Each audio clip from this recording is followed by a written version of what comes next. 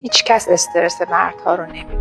از نگرانی هاشون و ناراحتی هاشون نمیپرسه. از نگرانی هایی که پشت چهره هاشون قایم میکنن. همیشه ازشون انتظار داری محکم باشن، امنیت رو برقرار کنن، همه چیز رو تحت کنترل بگیرن. چقدر این جملات کلیدی رو شنیدیم که مرد باید، اما من میفهمم خیلی سخته وقتی هیچ کس ازت نپرسه خوبی، خسته ای، میخوای حرف بزنی، چیزی نیاز داری، چون تو همیشه یه تکیه‌گاه بودی. میفهمم که وقتی تو سکوت فرو میری شاید داری با خودت میجنگی، هزار تا فکر تو سرت، اما نمیخوای نشونش بدی، چون یاد گرفتی که مرد نباید از ضعفش حرف بزنه.